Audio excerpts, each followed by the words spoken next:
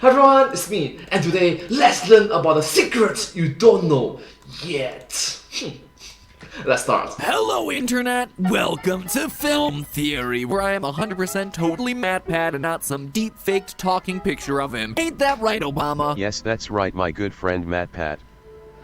Okay, that's weird. Hello Internet, welcome to Film Theory. That's very strange and weird, but anyways, hello Internet, welcome to Film Theory. Hello. The show that hopes to one day be hosted by an AI-generated assemblage of vocal lines gathered from the past 10 years of video uploads. That's not even a joke, I'm being absolutely serious, I'm just a talking cutout. How much easier could it be for a computer to just make this stuff up while I'm off relaxing on a beach somewhere? Anyway, before we get into the meat and potatoes of today's theory, I wanted to start things off with a little story about a long-forgotten movie. Back in 2002, New Line Cinema released a sci-fi comedy named Simone. You must recognize that 2002, that was 2 decades ago. 20 years ago, so a lot of things may have changed. Sorry. Or S1 Mazero N. Some tells me that mainstream audiences of 2002 weren't super comfortable with leet speak. Anyway, this film starred Al Pacino as a frustrated, over-the-hill movie director whose latest project goes to heck when his lead actress quits in the middle of filming. Fortunately, his software genius friend leaves him with, get this, experimental computer animation software for generating photorealistic humans. And thus, Simone, the perfect actress, is born. Good morning, Simone. Good morning, Mr. Duransky. Morning. A star is digitized. And people buy it. In fact, people buy it too well. She becomes the hottest, most beloved star in the world. So now, he has to generate fake interviews, fake publicity events. She ties with herself at the Oscars. She even has a live appearance using hologram technology that would put Hatsune Miku to shame. Oh my gosh, you shouldn't compare it, man. You shouldn't compare Hatsune Miku to... You shouldn't do that. The fan is going to be angry. Eventually, he gets sick of it all and tries to turn the whole thing off by telling people the truth. And no one believes him. He gets accused of Simone's murder. Forgive me, Mr. Duransky, I'm just trying to understand here. Now, all these films and TV appearances, all fake. You understand perfectly. And a fan club with worldwide membership in the millions, that's also bogus. No, the fan club's real. What they were worshipping is a computer code. Ones and zeros. Eventually, his family reactivates the Simone program to help clear his name, and from there, they take the next logical step. Why stop at one character when you can have a whole cast? You have to finish what you started. Simone has a family, CGI, baby and all. Why do I bring all that up? I don't know. I suppose you could say it's been on my mind recently. At the conclusion of its second season, The Mandalorian brought back young Luke Skywalker, using a combination of body double, digital de-aging effects, facial capture animation, and real-time face and voice replacement software. Yeah, because you must recognize that the actor that plays Luke Skywalker is old, because age happens to everyone. Time. Yes, so how did he become young again? It is Deepfake Luke, a walking, talking CGI puppet man that can say and do whatever you want him to do. Sure, the tech wasn't fully out of the uncanny valley, but you know, it was still an impressive moment that provided a cool big reveal. And they were smart enough to keep it short so it wouldn't distract from— Get back up. Oh, no, I watched it, there's the entire episode with Luke Skywalker. Always get back up. Oh, okay, he's back for yet another cameo. His name was Yoda. He was small like you, but his heart was huge. Okay, so Virtual Luke Another returned one? in a big way during the recent Mandalorian Season 2.5. Sorry, I mean the book of We Already Forgot this show was supposed to be about that other helmet guy. Oh, snap, that burn. And not just returned either. Luke had practically an entire episode to himself. Don't try. Do. Size matters not. Will I see you again? Have you heard anyone talk like that back home? You're trying too hard. That's a lot of small cameo, a lot. Nope, I'm not the one trying too hard here, Luke, just saying. And while Luke Skywalker's walking CGI puppet's been getting more and more on-screen time, he's not the only one. More and more famous actors are getting digitally de-aged for the better. All across the universe. Case in point, he looks super young, but in reality, age happens to everyone. He is old. That's unfortunate. He's a great actor. Or for the worse. Not in the card. Oh! Noteworthy and creepy, and also concerning from an ethical standpoint, is the higher volume of dead actors that are being brought back to life using the exact same technology. I thought you could leave without saying goodbye. I thought you might turn up. What is it they've sent us? hope. So today, I want to look at this trend. Why is this happening? And specifically, why is this happening now? Because spoiler alert, this exact thing used to be Hollywood's biggest fear a decade or two ago. But oh my gosh, they bring back the Fast and Furious. Oh gosh. You know what? At the end of the video, I'm going to sing a song. So yeah. now, for You whatever need- reason, I the need to technology seems to be getting pay shoved homage. down everyone's Pay homage and pay respect to this actor. throats. Why is that? And from there, I also want to expose you to some of the more disturbing elements of the trend. Like, did you know that Disney's developing a whole human library of this stuff? And how none of it may actually require permission from the original actors. So strap in as we explore the dystopian future that's slowly evolving around us. Fun fact, do you know that word is called Luke? This one is a doozy. So first, Let's it's get important to ready. understand exactly what we're talking about here. When it comes to digitally de-aging, or even full-on resurrecting dead actors, there are three basic ways that you can take it. The Literally like similar to reincarnations of this character. Yeah. first is a completely computer-generated version of a person based on scans and footage. They are literally walking, talking video game characters that have been inserted into movie scenes. Believe it or not, but everyone's favorite undercover Sith Lord Jar Jar Binks, he was the earliest motion-captured CGI character back in 1999. Okay, if you don't know the reference, right, there was a period of time in which there was the big reveal that Jar Jar Binks could be a Sith Lord, the bad guy. The character you just love to force choke. Pretty unbelievable how far we've come in the past 20 years. Gollum from Lord of the Rings came shortly afterwards in 2001. That same year, Final Fantasy The Spirits Within, it released with a full cast of quote-unquote photorealistic 3D animated actors. This thing was such a big deal that the female lead of the movie, Aki Ross, actually got an officially licensed swimsuit spread in Maxim Magazine's Hot 100.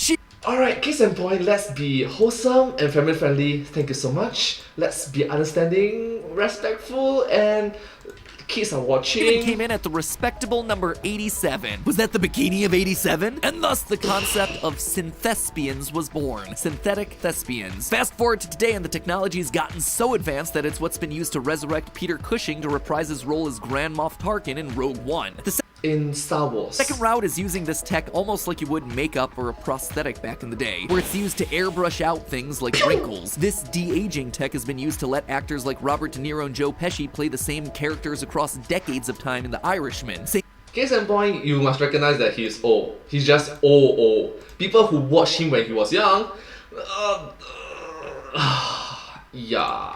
Same with de-aging Samuel L. Jackson for Captain Marvel and Similarly, he's old. Michael Douglas for flashbacks in the Ant-Man movies. So it can be from a young actor, it can be from an old actor become a young character.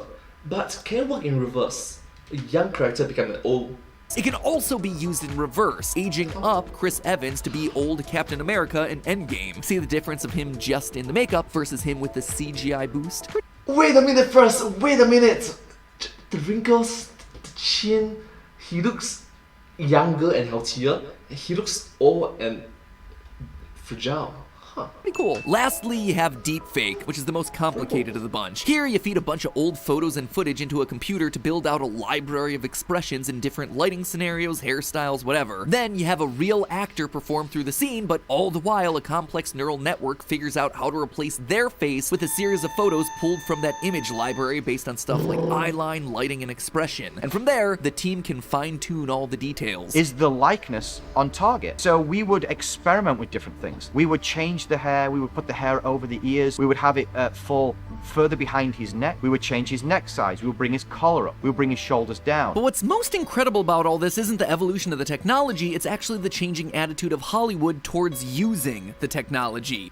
Case in point, the acceptance of it being played on movies, on a big screen. When Simone hit theaters, the concept of flesh and blood actors having to compete for roles against synthespians was a big cause for concern.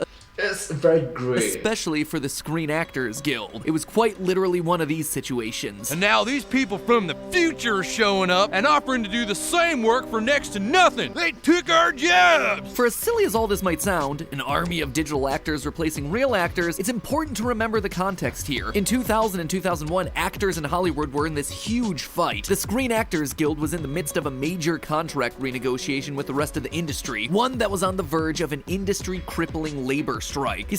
But you must remember, the year 2000 and the year 2001, it's more than 2 decades ago. It's more than 20 years ago. So things have changed, Thank you so much. See, at the time, big stars like Julia Roberts, Tom Cruise, Jim Carrey, Will Smith, and Halle Berry were what made the blockbuster system run. A whole movie could just be marketed on the premise of, these pretty people you recognize are in a place, or hey, it's Tom Cruise's headshot, and the money would just roll in from the audiences. But movie studios were frustrated with the demands of their powerful human movie stars. In fact, that's exactly why Al Pacino creates Simone in the first place in the movie. I wanted to send a message to the acting community who put themselves above the work, who put themselves above me. So it was a power struggle, and the studios wanted control. Eventually, both sides reached a compromise, but the damage at that point was done. The industry didn't want to be in a position of weakness again. As you've probably noticed, movie stardom isn't exactly what it was back then. These days, you can be the smartest guy in the room, the most qualified, and no one cares unless you're flying around with a cape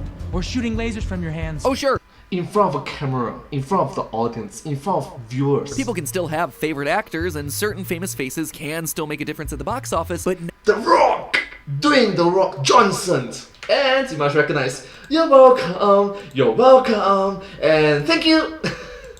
nowadays, IP is king. Making a movie is expensive, so studios want to reduce the risk as much as possible. Back in the early 2000s, studios were forced to de-risk the movies with star power. But now, it's all about de-risking using nostalgia, proven stories, pre-existing IP. Amazon's priciest project yet is a $465 million Lord of the Rings spin-off with no megastars. Netflix's biggest acquisition...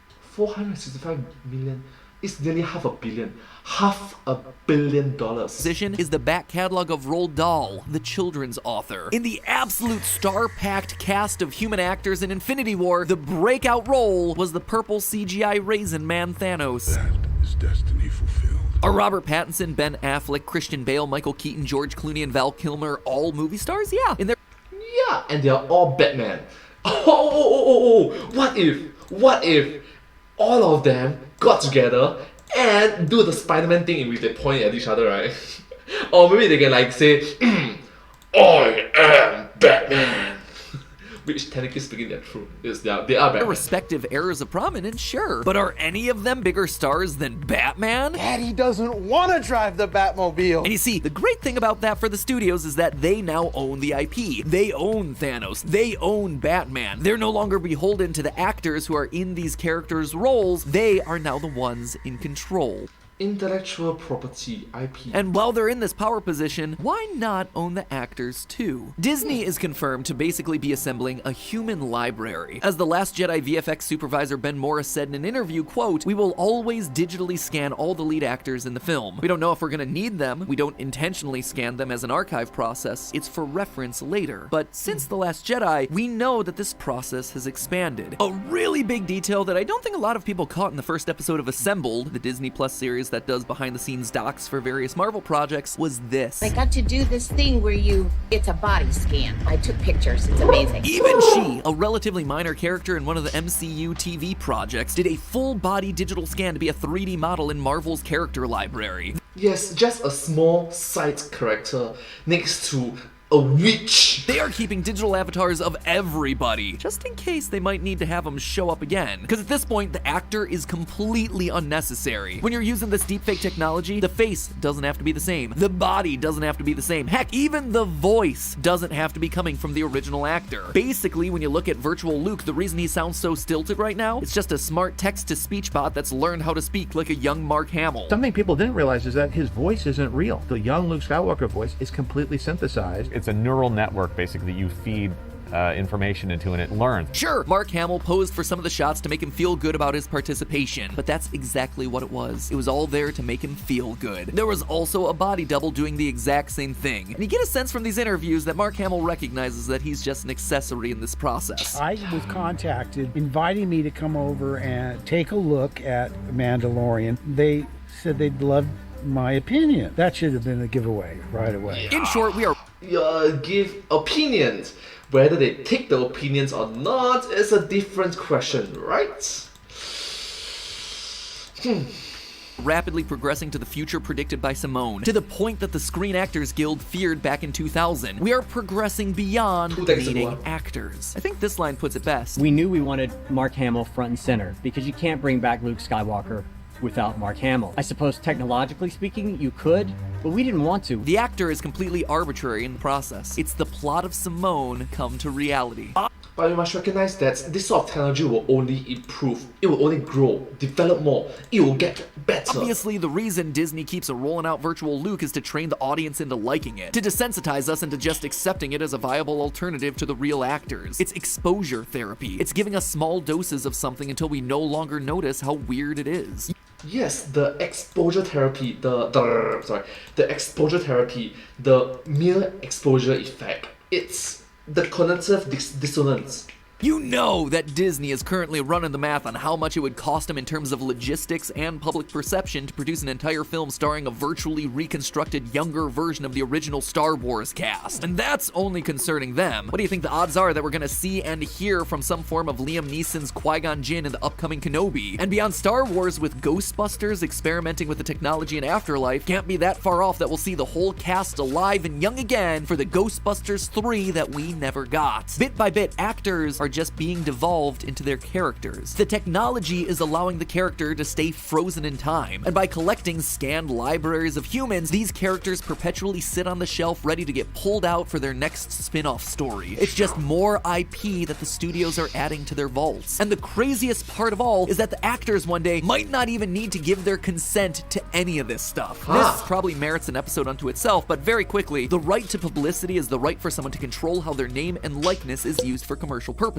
And while many countries have rules in place for these rights while a person's alive, the idea of protecting someone after their death is a relatively new concept. For example, in the US, different states have different lengths of protection ranging from 10 years to 100. Meanwhile, in the UK, there's nothing explicit. There's just a few other laws that kinda cover it when you squint. What it all amounts to is that after someone dies, you really just need one person to approve the usage of that dead celebrity's likeness. And if you wait even longer, well, technically you don't need anyone's approval. That person basically enters the public domain to do whatever you want with them, to star in any movie you want, to sell any product you want. It's exactly what happened to the famous dancer and actor Fred Astaire in 1997, where his likeness was licensed out by his widow to appear in vacuum commercials, leading his daughter to complain that her father's career had been sold to the devil, the dirt devil. Nothing escapes the power of a dirt devil. As Homer Simpson put it, "You people must realize that the public owns you for life, and when you're dead, you'll all be in commercials dancing with vacuum cleaners." This is why I'm telling you that when you look at virtual Luke on the Star Wars shows, you're looking at the future of all of this. Is it good? Is it bad? Remains to be seen. Well, a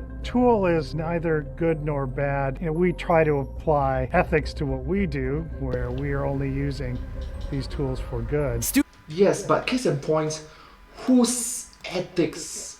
You must recognize that sometimes good ethics can conflict with another good ethics, and things just get gray areas. Studios want it because it gives them total control. They can deliver the exact IP audiences want, starring the exact characters they want without having to deal with the messiness of real actors with real problems, like aging. Actors may want this, it's unclear. It definitely allows them to extend their careers and profit off continual usage of their likeness, at least until that passes over into the public domain and Mark Hamill is no longer asked to give his opinion on his likeness's usage in the Book of Mandalorian. And audiences? Yeah, we're the frogs in the boiling pot right now. The heat is slowly getting turned up as digital characters are fed to us more and more in larger and larger roles. Will we hop out of the water when it starts to boil? My guess? Nope, probably not. The studios really want this to work, and if that's all they're offering to us, we'll just keep consuming it. The only question would be, well, whether or not this gets in the way of doing anything new. Whether it actually stymies studios from being forced to create new ideas and new content when the IP that makes money becomes that much more bulletproof. New ideas? Oh, the only thing scarier than virtual Luke's deep-faked face is the idea of having to take a risk on something new. But hey, that's just a theory. A film theory. And cut.